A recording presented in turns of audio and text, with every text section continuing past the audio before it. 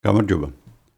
დაგიბრუნდით კვლავ ძალიან საინტერესო თემით, ამიტომ როგორც ყოველთვის, როგორც გირჩევთ ხოლმე, ვიდეოს ბოლომდე უყურეთ და ამის შემდეგ დაწერეთ კომენტარები, რა თქმა უნდა, მოიწონეთ ვიდეო თუ მოგეწონებათ იგი და გადააზიარეთ სოციალურ ქსელებში. ახალ გამომწერებს მადლობას მოვახსენებ და გთხოვთ მეგობრებო, არა მხოლოდ ახალი ვიდეოები, არამედ ძველი ვიდეოებიც ნახოთ, იქაც არანაკლებ საინტერესო თემებზე ვსაუბრობ და ამიტომ გირჩევთ რომ გადახედოთ მათაც. 21 დეკემბერს დედამიწა გაჩერდა და დღემდე არ დაძრულა. დღეს, როდესაც მე ამ ვიდეოს ვწერ, 22 დეკემბერია. ჩვენ ახლა ზამთრის მზებუდობის პერიოდში ვართ. ეს მზებუდობა კიდევ 2 დღე გაგრძელდება და 25-ში დღედ მომატებას დაიწყებს. თუ რატომ ხდება ასე, თუ რატომ იცვლება სეზონები, რატომ მატულობს და კლებულობს ხამე, რატომ თბილა ზაფხულში და რატომ ცივა ზამთარში, ეს ყველაფერი თქვენ გავლილი გაქვთ ასტრონომიის კურსი, როდესაც გაიარეთ სკოლაში და ამიტომ აქ მეც აღარ შევჩერდები და უბრალოდ შეგახსენებთ, რომ ასტრონომიული ზამთარი იწყება 21 დეკემბერს, ისევე როგორც თქვათ გაზაფხული 21 მარტს, როდესაც დღის და ღამის გათანაბრება ხდება მათი ხანგრძლივობის, ასევე ზაფხული იწყება 21 ივნისს, როდესაც დღე და ღამე არის მაქსიმალურად დაშორებული ერთმანეთისგან, ანუ დღე არის ძალიან გრძელი და ღამე არის ძალიან მოკლე, ამის შემდეგ იწყება ღამის ხანგრძლივობის ზრდა და ორ დღეში 25 დეკემბერს დაიწყებს დღე ზრდას, ეს უკვე დიდი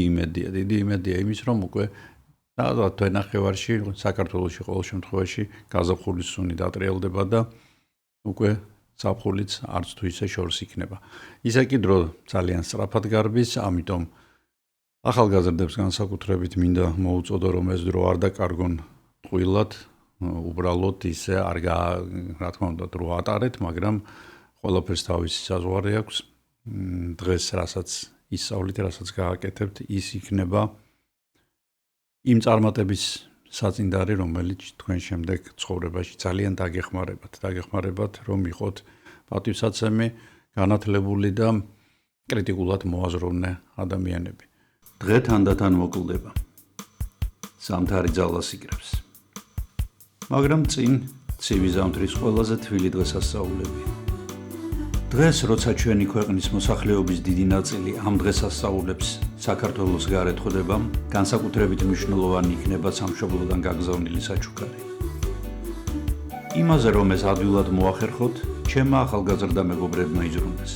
მათ წამოიწყეს პრემიუმ ხარისხის სასაჩუქრე ნაკრებების წარმოება, რომელშიც ერთმანეთის გვერდით კოხტად განლაგებულა ტკბილი ჩურჩხელა და ცხარე აჯიკა, მადის აღმძვრელი სვანური მარილი და ტკბილმჟავე ტყემალი, კავკასიონის ალპური ფერდობების ყვავილების თაფლი და, რა თქმა უნდა, მისი უდიდებულესობა ქართული ღვინო. ეს ყველაფერი იმ ულამაზეს სუფრაზე შეგიძლიათ გაშალოთ, რომელზეც ქართული ანბანია ამოქარგული. იქვე დადეთ ხის სუნით გაჯერებული თბილისური ჩუქურთმებიანი აივნის სუვენირი და მენდეთ, სადაც არ უნდა იყოთ, ლამაზი, თბილი და ქართული საღამო გარანტირებული აქვს. ნაკრების შემადგენლობა მყიდველის სურვილის მიხედვით შეიძლება შეიცვალოს. თუ გამოიყენებთ ამ პრომო კოდს, რომელსაც თქვენ ეკრანზე ხედავთ, როგორც ჩემი არხის გამომწერები, მიიღებთ 7%-იან ფასდაკლებას. თუ ნაკრებს ამ პრომო კოდის მიხედვით შეიძენთ, ამით თქვენ ჩემს არხსაც დაეხმარებით. გადადით ბმულის მიხედვით, გაიგეთ პირობები, შეუკვეთეთ და ახლავე აჩუქეთ თქვენს ახლობლებს ტკბილი მოგონებების სურნელი. იმის ახსნა თუ რატომ გადავწყვიტე დღეს ამ თემატიკით თქვენი შეწუხება, ალბათ ზედმეტი იქნება. კარს მოგვადგა წლის ყველაზე ხალისიანი სამოქალაქო დღესასწაული, რომელსაც ტრადიციულად დიდი მონდომებით აღნიშნავთ ხოლმე საქართველოში. ცოტა უფრო ნაკლებად ეს დასავლეთის სამყაროში, აქ უფრო შობა აღინიშნება, ესეთი საოჯახო დღესასწაული გახლავთ შობა, ახალი წელიც აღინიშნება, რა თქმა უნდა, ისეთი ბათქაბუთხია ხოლმე გერმანიაში, რომ გეგონებათ მესამე მსოფლიო ომი დაიწყო, ძალიან უცნაურად ვაკეთებთ ხოლმე შობა ახალ წელს ულოცავთ ერთმანეთს, მაგრამ ჯერ ახალ წელს ვხვდებით და შემდეგ უკვე შობას. მღერი ვართ 25 დეკემბერზე ქრისტე იშვა ბეთლემსაო და 7 იანვარს აღნიშნოთ შობას. ეს ჩემი გადასაწყვეტი არ არის, ჩემს კომპეტენციაში არ შედის, ძალიან ბევრი ღიზიანდება ამ საკითხზე, როცა იწყება ხოლმე საუბარი, ყველას თავისი არგუმენტები აქვს. შობა შეიძლება ითქვას ყველაზე მარჯვე მარკეტინგული სვლა რელიგიების ისტორიაში. 25 დეკემბერი ქრისტეს დაბადების დღე არ არის. არსად არც ერთ არც კანონიკურ, არც აპოკრიფულ სახარებაში არ წერია, რომ ქრისტე 25 დეკემბერს დაიბადა. ქრისტიანობამ უბრალოდ პრივატიზება გაუკეთა ძველი რომის ყველაზე ხმაურიან საყოველთაო, ესეთ კორპორატიულ დღესასწაულს, რომელსაც სატურნალიებს ეძახდნენ.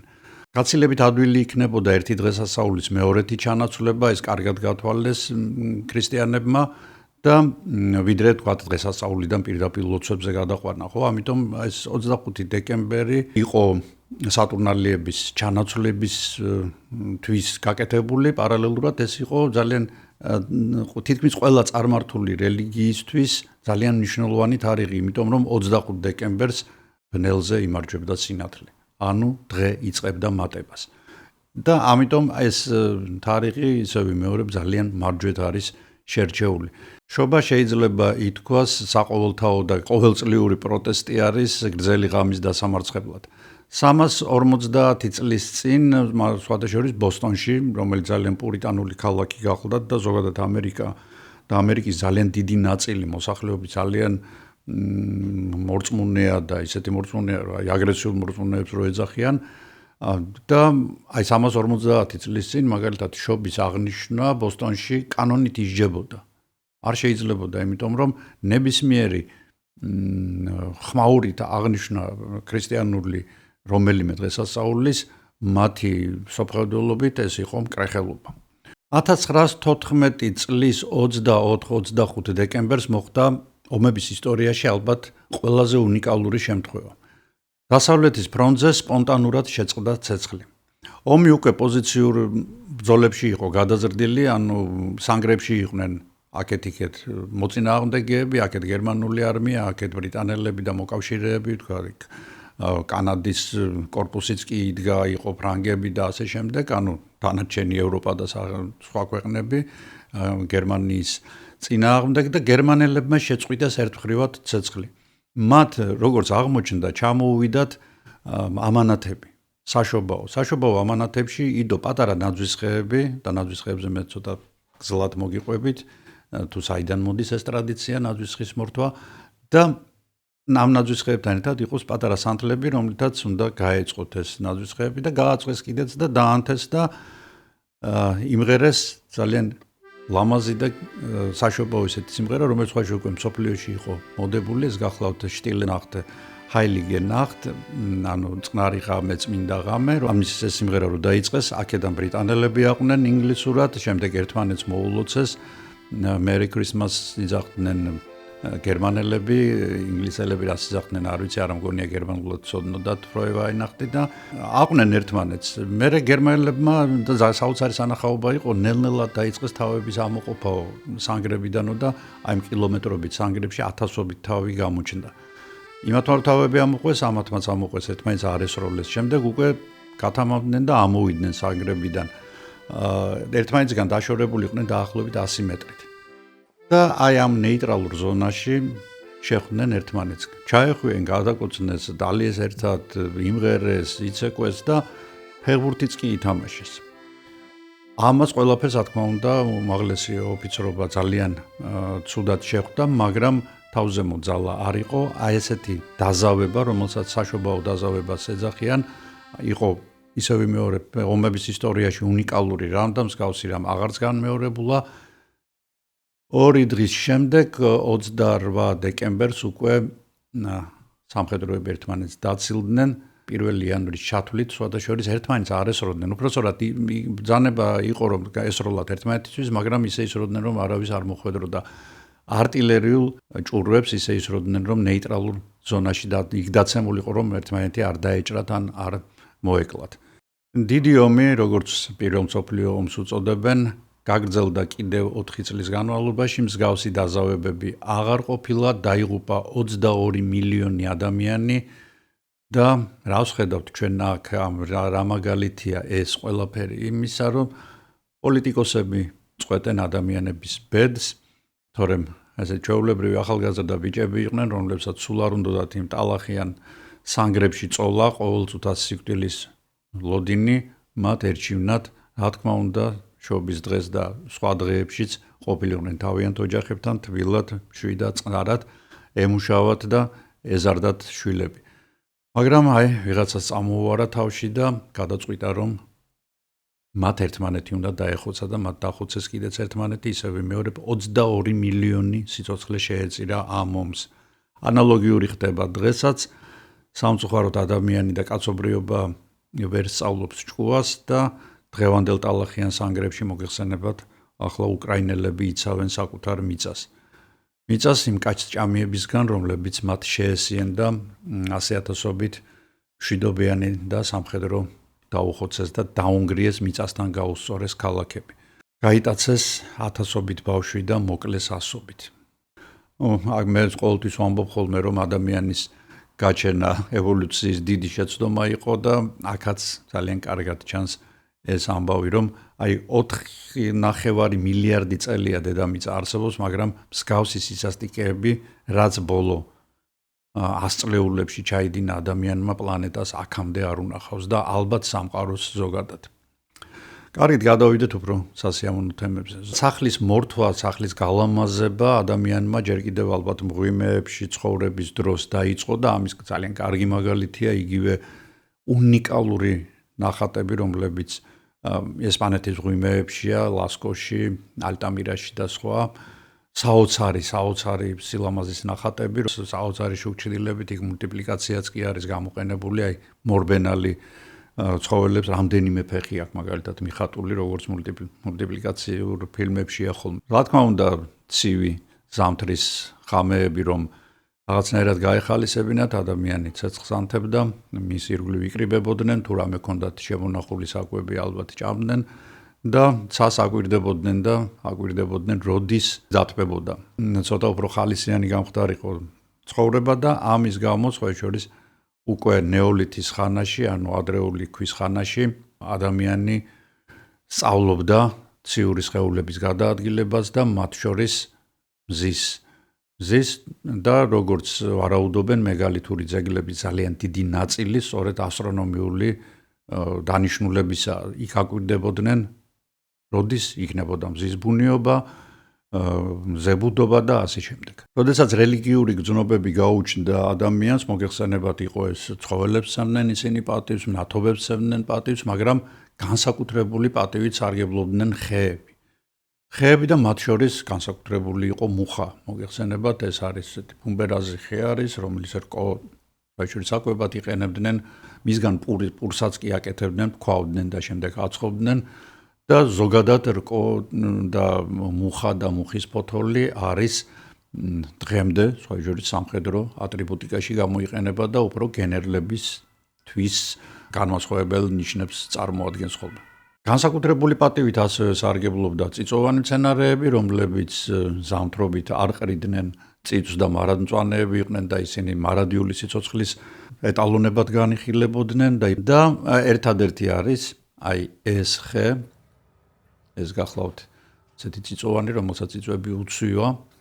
მე არ ვიცი რა ქვია ქართულად ამ ხეს, ჩვენთან იგი არ იზრდება და მიუხედავად იმისა, რომ იგი წიწვებს ყრის, იგი არის წიწვოვანი და ძალიან ლამაზი ხდება ხოლმე შემოდგომობით, ეს უყვითლდება მას ტოტები.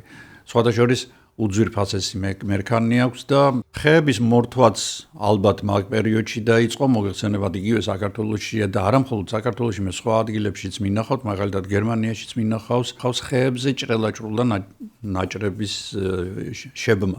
როგორც ჩანს, უძველესი წარმართული ტრადიცია, რომელიც მუდმივად ჩვენს გვერდით არის. მაგრამ უკვე ნაძვის ხის მორთვა, მისი სახლში შემოტანა და სახლში დადგმა ეს სუფთა გერმანულია. გერმანულია და არის დაკავშირებული მათ გერმანიის ისტორიაში ალბათ ერთ-ერთ ყველაზე გადამწყვეტ მომენტთან რეფორმაციასთან. მოგეხსენებათ მარტინ ლუთერი, რომელიც გახლდათ ლუთერანული ეკლესიის დამაარსებელი, ის იყო წინააღმდეგი პაპის მმართველობისა. პაპის იმ სისულელებისა, რაც იმ პერიოდში ეს ინდულგენციების გაყიდვაში გამოიხატებოდა, ეს იყო ძალიან დიდი გადასახადები საეკლესიო, ეს იყო ზედმეტად გადამდიდრებული მღვდლები და ეპისკოპოსები და ზოგადად სასულიერო პირები და ლუთერმა ეს გააპროტესტა. ამის გამო იგი სხვა შორის იდევნებოდა, მაგრამ ძალიან ბევრი გერმანელი ჩრდილოეთ გერმანიაში განსაკუთრებით, შემდეგ მას შემოუერთდა დანია, შვედეთი, ნორვეგია, ეს ძირითადად არის ეს პროტესტანტული ქვეყნები, მათ შორის ინგლისიც, აირლანდიაში ვერ გაუყვიათ პროტესტანტებს და კათოლიკებს ჯერ კიდევ ბევრი რამ ერთმანეთში ვერ გაუყვიათ კი არა და ბოლო დრომდე ერთმანეთს ხოცავდნენ და კათოლიკები პროტესტანტების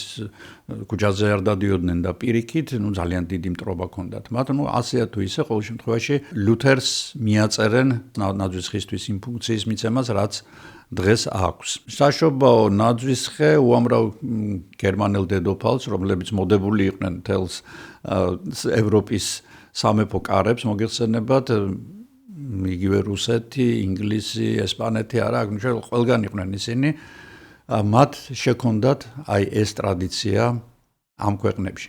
ყველაზე ძველი და დადასტურებული საშობაო ნაძვის ხის გამოსახულება გახლავთ ტურნჰაიმში, სასახლის ერთ-ერთ კედელში არის ჩატანებული ქვა, რომელზეც გამოსახული არის ნაძვის ხე თავისი სათამაშოებით. ეს დღესასწაულებზე ხისტოტებით სახლების მორთვა სხვადასხვა ჯერ კიდევ რომაელებმა დაიწყეს, როდესაც სატურნალიებზე ისინი სახლებს რთავდნენ მარადმწვანე დაფნის რტოვებით. იყო ასეთი წმინდა ბონიფაციუსი, რომელმაც განიზრახა ძველი გერმანული ტომების მოქცევა და საკმაოდ დიდი თავზე ხელაღებული ტიპი იყო, იმიტომ რომ თვითონ გერმანული ტომები მოგეხსენებათ ისეთი ოხრები იყვნენ, რომაელებს ამარცხებდნენ პანტაპუნქტით.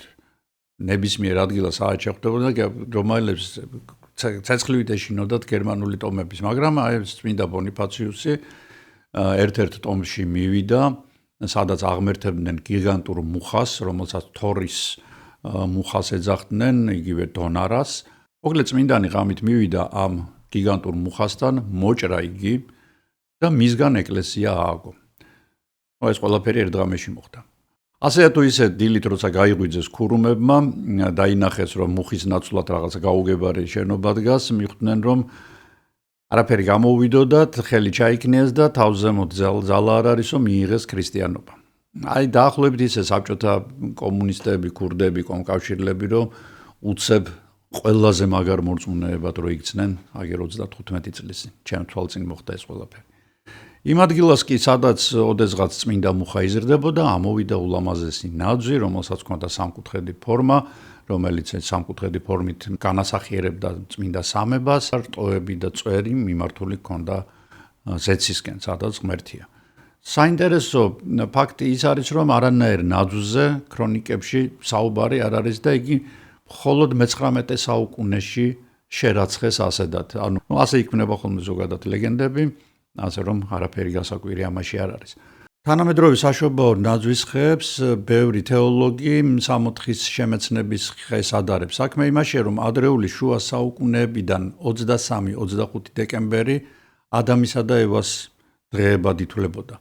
და როდესაც მისტერიებს გაათამაშებდნენ ხოლმე იყო ასეთი ტრადიცია ძველ ევროპულ ქალაქებში, ცენტრალურ მოედნებზე, აი ესეთ დღესასწაულების დროს ესეთ სპექტაკლები თამაშდებოდა, რომლებსაც მისტერიებს ეძახდნენ და აქ ესეთ პატარა ხეს დგამდნენ და მასზე კიდებდნენ ვაშლებს. მოგეხსენებათ, ვაშლი იმ პერიოდში ჩრდილოეთის ქვეყნებში საკმაოდ ძვირი პროდუქტი იყო, ასე ჰარი-ჰარალეთ არ იყიდებოდა და რომ ყოველწლიურად არ დაეკიდებინათ ეს ვაშლი, ამიტომ დაიწყეს ჭრელი ბურთების დაკიდება, უბრალოდ წითელი ფერის ბურთების დაკიდება, რომლებიც განასახიერებდნენ ვაშლებს. შემდეგ როდესაც დამთავრდებოდა ეს დღესასწაულები, ეს ბურთები ბავშვებს მიჰქონდათ სახლში. როგორც გითხარით, ნაძვის ხე როგორც საშობაო ატრიბუტი შემოიტანა მარტინ ლუთერმა. რატომ? იმიტომ რომ ზოგადად კათოლიკურ ქვეყნებში ძალიან პოპულარული არის, გერმანიაში მას ეძახიან ვაინახტსკრიპეებს, ანუ შობას განასახიერებენ ის კომპოზიციები, უბრალოდ ქანდაკებებისგან გაკეთებული კომპოზიციები, ულამაზეს ასეთ კომპოზიციებს, ასეთ კრიპეებს და ლუთერმა თქვა, რომ ეს უკერთა ხმანისმცემლობა არისო და მისი საპირწონე გახადა ნაძვისხე. შორის ჩვენს უბანში მაგალითად აი ხედავთ თქვენ აქ დგას ნაძვისხეც და არის ვაინახტსკრიპეც. ანუ ძალიან ხშირად ეს ორი საშობაო ასეთი მორთულობა ერთმანეთთან მეზობლობს ხოლმე. ლეგენდის მიხედვით სწორედ ლუთერმა დაამაგრა პირველად ნაძვისხის ტოტებზე სანთლები, ყველაზე დიდი სანთელი დაამაგრა კენწეროზე, რომელიც გამოსახავდა ქრისტეს, ხოლო პატარ-პატარა სანთლები გამოსახავდნენ წმინდანებს. და ზოგადად ასეთი სახით იყო იმ დროს ნაძვისხე, მასზე არაფერი არ იყო დაკიდებული. ამავე წლებში ლუთერის დროს პროტესტანტულ გაპროტესტანტებულ გერმანიაში ქალაქების მთავარ მოედნებზე იდგმება დიდი ზომის ნაძვისხეები. 1867 წელს დეკემბერში გოეთე თავის დღიურში წერს, რომ მე ლოტასთან წავედი სტუმრად, რომელიც ამ დროს მარტო იყო სახლში, ლოტას წესრიგში მოყავდა სათამაშოები, რომლებითაც საშობაო ნაძვისხე უნდა მოერთო. გოეთეც წერს, რომ მას გაახსენდა თუ როგორ უყვარდა მასაც ბავშვობაში, ესე იგი უკვე დიდი ხნის ტრადიცია არსებობს ამისი, ის ტკბილეული და ხილი, რომელიც ხეზე იყო დაკიდებული. სწორედ იმას ჰქონდაო განსაკუთრებული გემო. მოგეხსენებათ 1816 წელს საქართველოში გერმანული კოლონიები არსდება, ჩამოდის 10,000-ობით გერმანელი კოლონისტი, რომლებიც აი ესეთ დასახლებებს არსებენ დღევანდელი ბოლნისის, ასურეთის, თბილისის, კუკიის ტერიტორიაზე, დიდუბის ტერიტორიაზე და მათ ჩამოაქვთ სწორედ ეს ტრადიცია და პირველი ნაძვისხეები სხვადასხვა დღევანდელი აღმაშენებლის მოედანზე იდგმებოდა, აი იმ მოედანზე, რომელსაც ჩვენ კირიჩნის უძახით, ანუ კირხა სადაც იყო, ანუ მათი ეკლესია, გერმანული ლუთერანული ეკლესია სადაც იყო, რომელიც დაანგრიეს და შემდეგ დიდი აი ეს მარჯანიშვილის მოედანის დიდი შენობა ააშენეს, ეს უკვე სტალინის დროს. 1700 წელს პეტრე დიდი ცდილობს, რომ შეიტანოს რუსეთში ნაძვისხის ტრადიცია, მოგეხსენებათ იგი ევროპას ძალიან დიდ პატივს სცემდა და უნდოდა რომ ეს ბნელეთი ცოტა გაენათებია ევროპული შუქით, მაგრამ არ გამოუვიდა და ერთადერთი სამი კიტნოს მფლობელები იყვნენ, რომლებმაც აითვისეს ეს ტრადიცია, სხვებმა ვერა.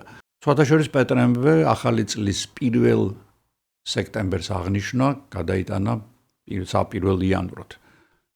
1814 წელი ვენის კონგრესი, ეს ხდება, ესე იგი ნაპოლეონის შემდგომი ევროპის საზღვრები უნდა დადგინდეს ამ კონგრესზე და კონგრესი ძალიან დიდრულად არის მოწყობილი. მოგეხსენებათ ვენა სამეფო საიმპერატორო ქალაქია და აქ ჩამოდის ძალიან ცნობილი ბერლინელი ქალი, იმდროინდელი ინფლუენსერი, შეიძლება ითქვას, რომელსაც ყველა ევროპელი დიდგვაროვანი ქალები ბაძავენ ვარცხნილობაში, ჩაცმულობაში და მას ქვია ფანი ფონ არნშტეინი და ქალბატონმა არნშტაინმა ჩამოიტანა ვენის კონგრესზე გიგანტური ნაძვისხე და ულამაზესი სათამაშოებით მორთო იგი.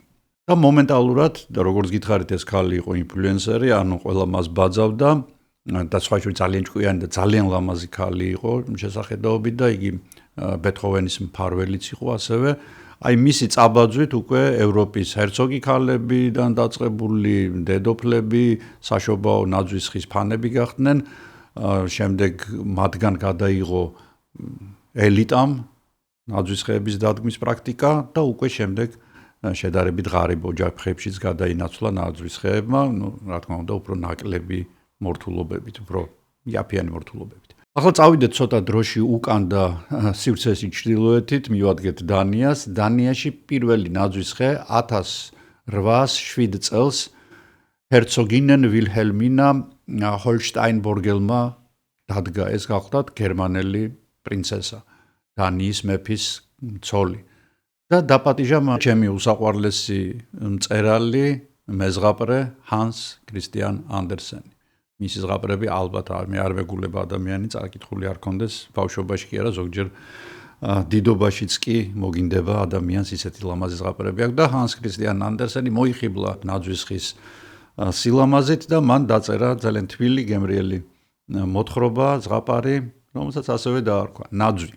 ერნსტ თეოდორ ამადეი ჰოფმანი 1816 წელი მისტიკის და საშინელებათა საბურველში შეხვეული ზღაპრები აქვს მას და მის ნათლულებს, მისი მეგობრის ნათლულებს ფრიც და მარია ჰიციგებს უძღვნა ზღაპარი. ზღაპარი, რომელსაც სახელად ჰქვია Nussknacker und Mauskönig, ანუ ხილის მპრეველი და თაგვების მეფე. ჩვენ მას ვიცნობთ როგორც მაკნატუნას.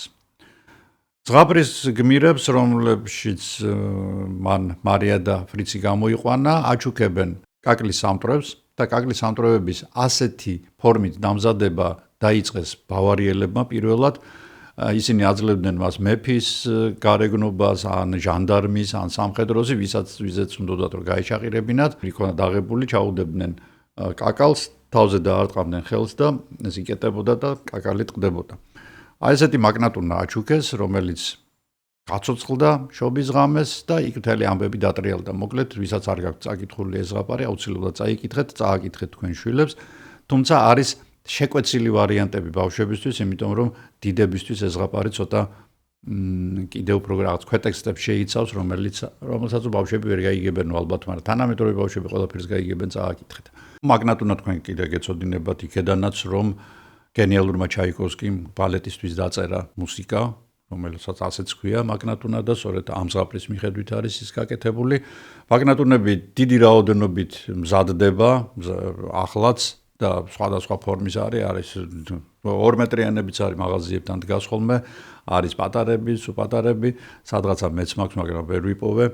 ბრიტანეთში სამეფო საშობაო ნაძვის ხის დადგმის და მორთვის ტრადიცია მეფე გეორგ მესამის გერმანელმა ცოლმა, დედოფალმა შარლოტამ შეიტანა და ამის შემდეგ უკვე იგი გააძლიერა დედოფალმა ვიქტორიამ მის გერმანელ ქმართან ერთად და მოგეხსენებათ დღეს უკვე ინგლისურენოვან სამყაროში, ისევე როგორც ნებისმიერ ევროპულ ქვეყანაში და მათ შორის საქართველოშიც ქალაქის ცენტრში და როგორც წესი ეს არის მთავარი ნაძვისხე, ქვეყნის მთავარი ნაძვისხე, რომლის ანთებაც კიდე ცალკე დღესასწაულია ხოლმე. და ეს ყველაფერი სწორედ ვიქტორიამ, აი უცნობილესმა დედოფალმა ხზე დააყენა და ინგლისი აქცია საოცარ იმპერიად, უძლიერეს იმპერიად, აი სწორედ მისი დამსახურებით არის ეს ყველაფერი. ვიქტორიას და მისი ქმრის, აი გერმანელ ალბერტის გრავიურა, როდესაც ისინი ნაძვისხეს რთავენ შვილებთან ერთად, The Illustrated London News-მა გამოაქვეყნა და 2 წლის შემდეგ ზუსტად იგივე ნახატი, ოღონდ მცირეოდენი ცვლილებებით უკვე ამერიკაში გამოვიდა Ladies Books-მა თავის წინა გვერდზე გამოაქვეყნა იგი და თითქოს ეს არის ამერიკელების ოჯახი, რომლებიც რთავენ ნაძვისხეს. ყოველგვარი საავტორო უფლებები, რა თქმა უნდა, აქ დარღვეულია. გააჩერეთ, დააპაუზეთ ეს ფოტოები და იპოვეთ ის 3 თუ 4 განსხვავება, რომელთაც ისინი განსხვავდებიან ერთმანეთისგან და შემდეგ დამიწერეთ კომენტარში. რა იპოვეთ. ამ დროისთვის შეერთებულ შტატებში საშობაო ხეები, სადაც გერმანული წარმოშობის მოსახლეობა ჭარბობს უკვე ჩვეულებრივი ამბავია, თუმცა დადასტურებულად პირველი ნაძვის ხე ამერიკის კონტინენტზე 1791 წელს დაიდგა, ეს იყო არა შეერთებულ შტატებში, არამედ კანადაში, კერძოდ კვებეკში. კვებეკში დადგეს იგი პრუსიელმა ჯარისკაცებმა. თქვენ გახსოვთ, რომ პირველად სანთლები ნაძვის ხეზე დაანთო ლუთერმა. მარტინ ლუთერმა, გერმანელმა რეფორმატორმა ეკლესიისა და ეს კარგი გამოგონებაც და კარგი მიგნებაც არ იყო, იმიტომ რომ წოვან მცენარეებს მერქანი აქვს ძალიან სწრაფად აალებადი, იმიტომ რომ იგი გაჟღენთილი არის ასეთი ფისით, სკიპიდარით. სკიპიდარი კი როგორც ბენზინი ისე იწვის და აი კვარი, ყველას გაგიგიათ ხო ეს არის ფისით გაჟღენთილი ბუნებრივი ნაძვის ბუნებრივი ტოტი, რომელსაც ძალიან ადვილად ეკიდება ცეცხლი და სწორედ ამ კვარით აჩაღებენ ხოლმე ბუხარს. ძალიან კარგია. ოჯახში ყოველთვის არის ხოლმე ისაც ბუხარია, კვარი ყოველთვის არის. და აქვს საოცარი სუნი. და მე სახში მედო ხოლმე კვარი ოთახში, სწორედ იმიტომ რომ სუნი გაეშვა მას. და სწორედ ასეთი საკმარისი იყო წამოყირაებულიყო ერთი სანთელი და სადღაც წიწვს გადებოდა მოგეხსენებათ უკვე იქ შეიძლება კატასტროფა დატრიალებულიყო ხანძარი. ამიტომ ასეთი ნაძვისხეების გვერდით მუდმივად იდგა წყლით სავსე ვედრო და ეს პრობლემა გადაწყდა მე-19 საუკუნის ბოლოს ელექტრიკ ლაითის ვიცე-პრეზიდენტმა ედვარდ ჯონსონმა თავისივე ფირმას შეუკვეთა პატარა ნათურები, კაკლისხეზე ნათურები, ფერადი მინისგან დამზადებული. შემდეგ ისინი მიმდევრობით შეერთებინა დაახლოებით 20 მეტრამდე გამოვიდა, მთლიანად ეს გირლიანდა, დღეს ამას გირლიანდებს ვეძახით, მოგეხსენებათ, შემოახვია იგი ნაძვის ხეს და დააჭირა ხელი რაღაც კნოპს, ალბათ ან შეერთა ქსელში და ნაძვის ხე აინთო. მას მერე რა თქმა უნდა დიდი დრო გავიდა, ეხლა ამ ნაძვის ხეს ასეთი ნათურები არ არის, ამაზე LED ნათურებია, მოგეხსენებათ ეს არის შედარებით ახალი ტიპის ნათურები, რომლებიც მინიმალურად ხარჯავს დენს, არის მუდმივი და ძალიან ეკონომიური. ის ნათურები, რომლებიც ჯონსონმა გააკეთებინა, ის ძალიან დიდხანს დარჩა ხმარებაში, ახლა ჩემს ბავშვობაში იყო 5 ვოლტიანი პატარ-პატარა ნათურები იყო ესეთი, რომელიც ასევე გადაბმული იყო ერთმანეთზე მიმდევრობით. მიმდევრობას ერთი მინუსი აქვს, აი ამ თქვათ 30 ნათურაა, ხო, ერთიც რო გადაიწვას, იქ წრედი წყდება და თუ რაღაცნაირად არ იგივე ნათურა და აი ნათურების მუდმივი დეფიციტი იყო საბჭოთა კავშირში უნდა გეყიდა რამდენიმე ცალი უნდა ქონოდა სამარკაფოდ ყოველთვის თუ არა და იქ რაღაცას გადააბავდიდა ხოლმე მდგომარეობიდან. ნუ დღეს უკვე აი ესეთი ნათურები აბსოლუტურად არ არის საჭი და რაც თავარია კაპიკები ღირს რაღაც 1 ევროთ შეგიძლიათ 7-8 ცალი იყიდოთ აი ესეთი ნათურა. ნუ თანდათან რა თქმა უნდა ნაძვის ხემ დაკარგა თავისი პირვანდელი რელიგიური მნიშვნელობა და იგი უფრო საახალწლო საშობაო ატრიბუტად სადღესასწაულო ატრიბუტად იქცა. დღეს როდესაც ნაძვის ხეს ვრთავთ, სრულიად არ გვახსენდება ის არც მარტინ ლუთერი და არც ის გერმანელი ლუთერანები, რომლებიც ამ ხეს ასეთ დიდ მნიშვნელობას ანიჭებდნენ და ბნელზე ნათელის გამარჯვებას გამოხატავდნენ. რუსეთის იმპერიის ყველაზე წარმატებული მმართველები, სხვა შორის გერმანელი დედოფლები იყვნენ, მოგეხსენებათ 1817 წლის 24 დეკემბერს დიდი თავადის ალექსანდრა ფეოდოროვნას იგივე პრუსიელი ფედერიკა შარლოტას ინიციატივით მოსკოვში დიდ მოედანზე პირველი დიდი ნაძვისხე დაიდგა. 28 წლის დეკემბერში ალექსანდრამ უკვე როგორც იმპერატორ ნიკოლოზ პირველის მეუღლემ საბავშვო საშობაო ნაძვისხეების ტრადიცია დაამკვიდრა. ამ დროს ამ ნაძვისხეებზე მოყავდათ ესეთ გაჭირვებული ოჯახების შვილები, მათ აძლევდნენ ტკბილეულს, ტანსაცმელს, ფეხსაცმელს. სხვადასხვა ჰოფმანის მაგნატუნა გამოქვეყნდა რუსეთში 1839 წელს და მოსახლეობაში დიდი მოწონება დაიმსახურა მან. და ელისეის მაღაზიამ, არის ეს ცნობილი მაღაზია მოსკოვში იყო, ალბათ ახლაც არის, ვაჭრები იყვნენ ელისეევების, მათ დაიწყეს შაქარლამისგან ნაძვისხეების გაკეთება, რომელსაც იტაცებდნენ, აი მიქონდა 5-5 წელი მიქონდათ ხოლმე. ძალიან პოპულარული იყო და სხვადასხვა შორის აი საბჭოთა კავშირის პერიოდშიც ეს შაქარლამისგან გაკეთებული ესეთი ნაძვისხეები დაახლოებით ასეთი ზომის ძალიან კარგად იყიდებოდა მაშინაც. მალევე მომჭირნედა ღვთისმოშიში პროტესტანტებისგან განსხვავებით მდიდარ და შეცვლებულ პეტერბურგელებსა და მოსკოველებს შორის ნაძვისხეების დატოლება წავიდა. სპეციალურად საშობაოდ მიდიოდნენ ტყეში, ჭრიდნენ ყველაზე დიდ ნაძვს და ეს ერთი კი არ იყო, რამდენიმე ათეულს ან ასეულს, იმიტომ რომ სხვა ქალაქებსაც ჭირდებოდა და ფაქტიურად ნაძვის ტყეებმა დეგრადირება დაიწყეს ქალაქების ირგვლივ. სწორედ ამ ტრადიციის გამო და სხვა შორის გამოიცა სპეციალური კანონი, რომელიც ხელის მოჭრით ისჯებოდა ადამიანი, რომელიც არ ალიცენზირებულ, ანუ კანონით უკანონოდ მოჭრიდა ასეთ ნაძვს, მაგრამ რუსია მაინც ბრაკონიერობდა და მაინც უამრავი ნაძვი შემოდიოდა წინა საშობაოდ. მაშინაც და შემდეგ წლებშიც უკვე საბჭოთა კავშირის დროს. მე-19 საუკუნის 70-იან წლებში უკვე ჩნდება ტრადიცია გერმანიაში უძვირფასესი სათამაშოების გამოშვების და მას უშვებს ცნობილესი მაისენის ფაიფურის ფაბრიკა, რომელიც დღემდე საოცარი სილამაზის ფაიფურის ნაწარმს უშვებს, ძალიან ძვირიანს, აი დღეს მაგალითად აი ახალი მაისენის მიერ გამოშვებული ფაიფურის სათამაშოები 500-დან 600 ევრომდე ღირს. ერთი ცალი სათამაშო. იმიტომ რომ ის ხელით იხატება, ხელით კეთდება ეს ყველაფერი.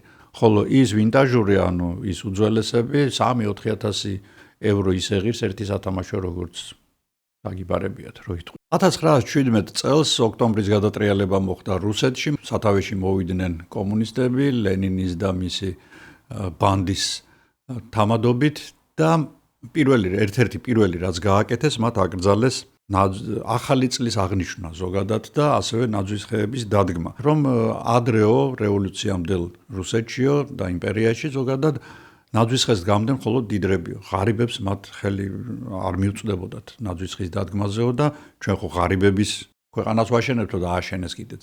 ამიტომ ნაძვის ხეო ჩვენთვისო ბურჟუაზიული გადმონაშთეო და სპეციალური პატრულებიც კი დადიოდნენ, რომლებიც ამოწმებდნენ ემან სადმე ვინმე სხვა არ გაეპარა და შემთხვევით ხო არ დადგა ნაძვის ხე და თუ ასეც იპოვიდნენ, მერე უშვებდნენ იმ ნაძვების მოსაჭრელად შორეულ ციმბირში ალბათ 15 და 20 და 25 წლით. მაგრამ ნაძვის ხის რეაბილიტაცია ძალიან უცნაურად მაინც მოხდა. იყო ასეთი უაღრესად არასასიამოვნო და როგორც ყველა იმდროინდელი პარტიული მოღვაწე ძალიან გაქნილი ადამიანი პაվել პოსტიშევი, რომელმაც 1935 წელს დეკემბრის შუა რიცხვებში სტალინს უთხრა, რომ მოდი აღვადგინოთო, ბავშვებისთვის მაინც აღვადგინოთ ნაძვის ხის დღესასწაულიო და რა თქმა უნდა ამაში ჩვენი იდეოლოგიაც გავატაროთ და ეს იყოსო ესეთი მაჩვენებელიო, რომ ჩვენო არაბურჟუაზიული, არამედ ესეთი კომუნისტური ნაძვის ხე გვაქვსო. სტალინს ბავშვებს მოეწონა კარხასიაძე იყო ეთყობა, ხვანჭკარა ქონდა დალეული და თქვა რომ კიო მიდიო და გავაკეთოთო, აი საპირველ იანვრათო თუ მოასრეფო, მოასარიო და დატრიალდა ეს პოსტიშევი, სტალინის ბრძანება იყო, ეხა ვინ დაუდგებოდა წინ. მოეჭრეს უზარმაზარი ნაძვები, მოიტანეს, მორთეს ისინი, სადღაც იპოვეს ძველი სათამაშოები, ვისაც არ ქონდა გადაყრილი და დამტრეული და მოაწყვეს საბავშვო დიდი ნაძვის ხე კრემლში დაიდგა და დღემდე იდგმება სხვა შორის ეს ნაძვის ხე იმ კრემლში. ნუ როგორც ყველა სახალხო დღესასწაულს, ამას აჭირდებოდა თავისი პერსონაჟი და ასეთ პერსონაჟი გამოიგონეს. მას დაარქვეს ძედ მაროზ, ანუ თოვლის პაპა. უფრო სწორად ძედ მაროზი წარმართული ღვთაება არის რუსების, რომელიც ტყეში უსაფრდება, ბოროტი ღვთაებაა, უსაფრდება მგზავრებს, ყინავს მათ და მათი სულებით იკვებება. ნუ აი ესეთი სხვასაც მოიგონებდნენ უკეთეს, ასეთი ძედ მაროზი მოიგონეს წითელი ცხვირით, ვითომ გაყინული სინამდვილეში არყისგან და მას დაუნიშნეს დამხმარე სნეგუროჩკა, ანუ რაღაც ფიფქია, რა ვიცი, რაღაც მსგავსი ეგეთი ხო. ამის შემდეგ საშობაო ნაძვის ხე იქცა საახალწლო ნაძვის ხეთ, ეხლა შობა, რა თქმა უნდა, როგორც რელიგიური დღესასწაული საბჭოთა კავშირში აკრძალული იყო და ნუ ნაძვის ხის მორთვა ყველა ოჯახში ეს იყო მთელი რიტუალი და სხვა შორის მე ძალიან მიყვარდა, დღესაც მიყვარს და ვცდილობ რომ მე მოვრთო ხოლმე. 1927 წელს ნაძვის ხის მოსართავების პირველი საწარმო გაიხსნა, სათამაშოებზე გამოსახული იყო ნამგალი და ურო, რა თქმა უნდა, იყო ამბობენ, არ ვიცი, ვეძებე და ვერ ვიპოვე პოლიტბიუროს, ანუ პარტიული მუშაკების სახეები გამოსახული ზოგიერთ ბურთებზე. რა თქმა უნდა, ამ ესე მასიურად ამხელა ქვეყანას ვერ მოამარაგებდა ეს ქარხანა და ხალხი აკეთებდა ფოლკისგან, ჭრიდა, კონსერვის ქილებისგან რაღაცებს აკეთებდა და რთავდნენ რა, ასე თუ ისე რაღაცნაირად ალამაზებდნენ ამ თავის ნაძვის ხეებს. პირველი ხელოვნური ნაძვის ხე სხვათა შორის გერმანელებმა გააკეთეს მავთულისგან, რომელზეც მიმაგრებული იყო ბატის ბუმბული, რომელიცაც შემდეგ მწვანე დღებავდნენ. ძალიან ლამაზი ნაძვის ხეები იყო, ამბობენ, აი ფოტოზე თქვენ ხედავთ, ერთ-ერთი არის შემორჩენილი. თუმცა შემდეგ უკვე დაიწყეს პლასტიკისგან გაკეთება და აქ ნატურალური და პლასმასის ნაძვის ხეების მომხრეების დიდი ბრძოლა გაიმართა, რომელიც დღემდე მიმდინარეობს. ნატურალისტები ამბობენ, რომ პლასმასის ხის და პლასმასის ნაძვის ხის დამზადებაზე იმდენი რესურსი იხარჯება, რომ იმას ჯობს ნატურალური მოიჭრას, ფერმები გაშენდეს და სხვა შორის გერმანიაში სწორედ უამრავი ასეთი ფერმაა. ამ ფერმებში ზრდიან ჩვენს კავკასიურ სოჭს. ეს არ არის ნაძვი, ეს არის სოჭი. ABS ნორდმანის სოჭი, რომლის თესლით ძირითადად შემოდის რაჭიდან. როგორც უკვე ვთქვი, 25 დეკემბერი ოდითგანვე იყო საკრალური თარიღი, მასთან უამრავი ტრადიცია იყო დაკავშირებული, ხოლო სადაც ტრადიციებია, იქ სიმბოლოებიც არის და ჩვენ უკვე ვახსენეთ წითელცხვირიანი ძედმაროზი, მაგრამ ძედმაროზამდე იყო, რა თქმა უნდა, წმინდა ნიკოლოზი. წმინდა ნიკოლოზი, რომელიც მე-4 საუკუნეში ცხოვრობდა დღევანდელი თურქეთის ტერიტორიაზე, ქალაქ მირაში, ახლა მას დემრეში ქვია. იგი გარდაიცვალა 345 წელს და იქვე დაკრძალეს. მისი საფლავი გახსნეს 1087 წელს ვენეციელმა ვაჭრებმა და მისი ნეშტი წაიღეს ქალაქ ბარში და იქ დაკრძალეს და იქ არის მთავარი ეკლესია წმინდა ნიკოლოზისა. გასული საუკუნის 60-იან წლებში ბარის ეკლესიის რესტავრაცია დაიწყეს და აუცილებელი იყო საფლავის გადატანა და ამ გადატანის მომენტში წმინდა ნიკოლოზის ნეშტი შეისწავლეს. მეცნიერებმა დაადგინეს, რომ ის იყო 60 წლამდე ხანში შესული მამაკაცი, საშუალო სიმაღლის, მაღალი შუბლით, მსხვილძვალა, მაგრამ მას ჰქონდა ცხვირის ძვლები სიცოცხლეშივე დამტვრეული, საკმაოდ სასტიკად. სიცოცხლეშივე რატომ? იმიტომ რომ შემდეგ იგი შეხორცებული იყო, მაგრამ არასწორად იყო შეხორცებული. მისი პორტრეტიც კი შექმნეს და ეს გატეხილი ცხვირი მიუნიშნებდა იმაზე, რომ წმინდა ნიკოლოზი აწამეს. რით არის ცნობილი წმინდა ნიკოლოზი? იგი არის ბავშვების მფარველი. მან ერთხელ შეიტყო, რომ ერთ-ერთ ოჯახში იმდენად ღარიბები იყვნენ ისინი, რომ მცირეწლოვანი ქალიშვილის გაყიდვა გადაწყვიტეს საროსკიპოსთვის. წმინდა ნიკოლოზი ღამით აძვრა სახურავზე ამ სახლის და ოქროები ჩაყარა საკვამურიდან. საკვამურიდან ეს ოქროები ჩაიყარა წინდაში, რომელიც დაკიდებული იყო გასაშრობად. და სწორედ ამის შემდეგ წავიდა ის ტრადიცია, რომელიც დღემდე ევროპაშიც არსებობს. წინდებს კიდებენ ხოლმე ბუხართან და მეორე დილით ელოდებიან შიგნით საჩუქრებს.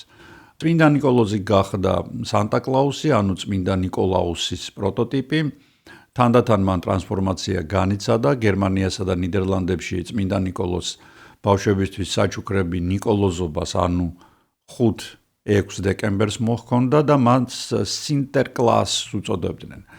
ეს სახელი თანდათან სანტა-კლაუსად გადაკეთდა უკვე ამერიკაში და ასე დამკვიდრდა. ასეთივე სახელით მოხვდა იგი ჰოლანდიელებთან ერთად ნიუ-იორკში და აქვე თავი იჩინეს ჩრდილოევროპულმა მითიურმა ჯადოსნურმა კაცუნებმა. ეს არის მწვანეებში გამოწყობილი ელფები და რადგან ევროპაში და ჩრდილოეთ ამერიკაში 25 დეკემბერი ზამთრის პერიოდს ემთხვეოდა, მე-19 საუკუნის დასაწყისში მწერალმა ვაშინგტონ ირვინმა თავის ნაწარმოებში სანტა-კლაუსი მფრინავი ირმებით გაწყობილ ცაზე ჯდომ მწვანე ქურქში გამოწყობილ ელფად აღწერა. ხოლო 1823 წელს ლექსში შობის ღამე მისი სახე საბოლოოდ ჩამოყალიბდა. ეს არის ჩასუქებული კეთილი სახის მქონე მხიარული მოხუცი, რომელიც შობის ღამეს ცაზე ციგით დაფრინავს და კარგ ბავშვებს, რომლებმაც წელიწადი კარგად დაამთავრეს, წინდებში უყრის სხვადასხვა სათამაშოებს. მაგრამ ამ ირმებს აქვთ რქები. და ჩემი ბიოლოგიური ტვინი ჩაირთო მომენტალურად და დავადგინე, რომ ეს ირმები უნდა იყვნენ მდედრები. თუ როგორ დავადგინე ეს, კარგად დაფიქრდით, მოიძიეთ, რა შეიძლება იყოს ამის მიზეზი, რომ მხოლოდ მდედრები არიან. მე უბრალოდ მინიშნებას მოგცემთ რქების მიხედვით. მე-19 საუკუნის შუა წლებში უკვე ცნობილმა ამერიკელმა გრაფიკოსმა თომას ნასცმა სანტა-კლაუსის ქრესტომატიული პროტოტიპი შექმნა და ტექსტებიც დაურთო, რომელთა მიხედვით სანტა-კლაუსი მთელი წლის განმავლობაში ჩრდილოეთ პოლუსზე ცხოვრობს და ბავშვების წერილებს კითხულობს. ამ წერილების მიხედვით იგი ამოარჩევს კარგ ბავშვებს და მათთვის ჩამოაქვს საჩუქრები.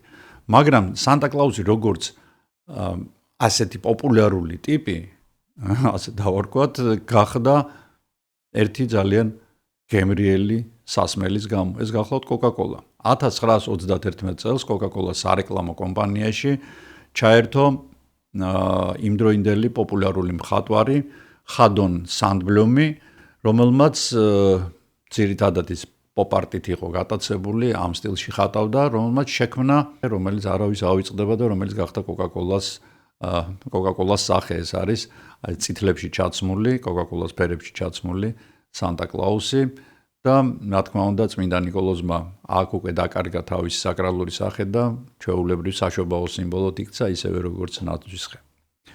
ბავარიის, იტალიისა და ავსტრიის ალპებში ცხოვრობს ძალიან საინტერესო ტიპი, სანტერკლასის ოპონენტი.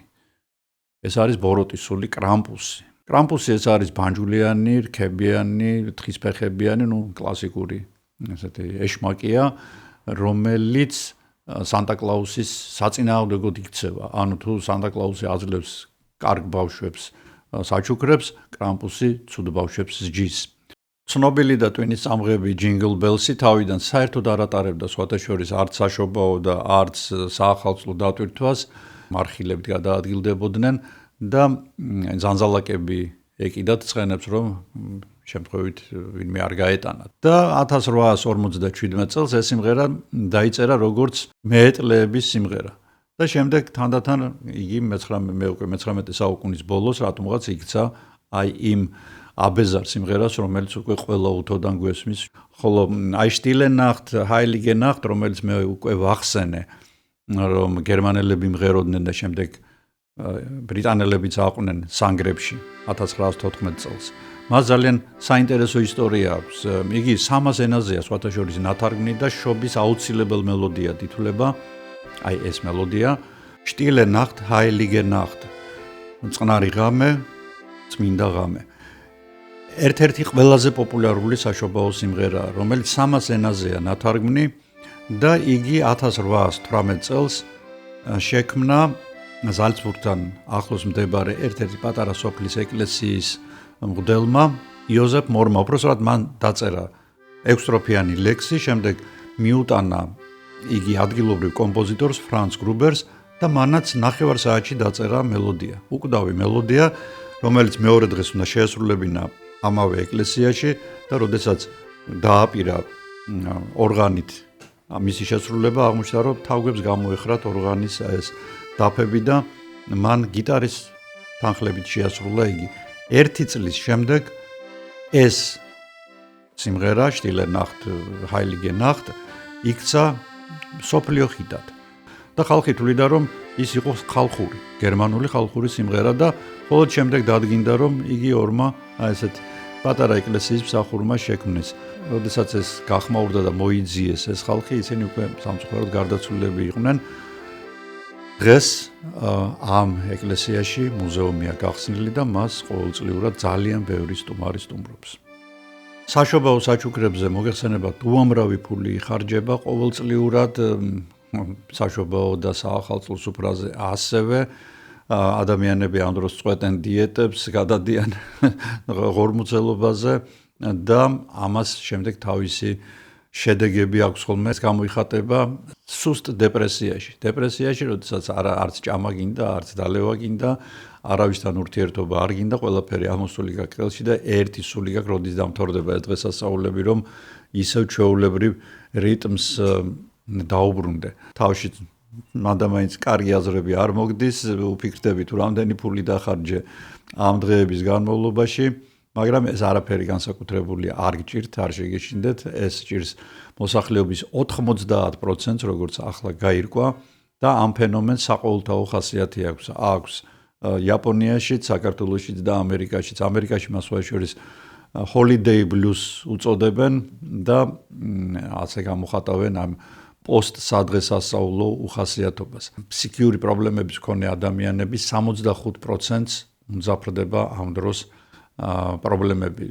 ამიტომ ძალიან უგავიგიჟებთ ხოლმე თავს, ყველაფერი ზომიერად, საკვებით, საჭმელით, საჩუქრებზე ფულის ხარჯვაც, რომ შემდგომ უხასიათობა არ დაგვებედოს იანვრის დღესასწაულებზე. მე კი დღეს ამით მინდა დაგემშვიდობოთ, მინდა წინასწარ მოგილოცოთ, ვინც აღნიშნავთ 25-ში შობას, შემდეგ მე ახალი წლებამდე აუცილებლად შეგხვდებით, იმიტომ რომ მინდა რაღაცნაირად შევაჯამო გასული წელი, რა მოხდა კარგი, რა მოხდა ცუდი და რაღაც პატარა პროგნოზებიც გავაკეთო, ასე რომ 2026 წლამდე არა, 25 წელს კვლავ შევხვდებით ერთმანეთს, თქვენ კი გისურვებთ ლამაზ, თბილ და კარგ ოჯახურ გარემოში ამ დღესასწაულების შეხვედრას და ზოგადად პატარ-პატარა დღესასწაულები ყოველთვის შეიძლება ადამიანმა მოუწყოს საკუთარ თავს. ასე რომ არ არის აუცილებელი რაღაც გარკვეულ რიცხვებს დავამთხვიოთ ხოლმე. მაშასე არ გადართოთ, ჩვენ მალე შევხვდებით ერთმანეთს. ნახვამდის.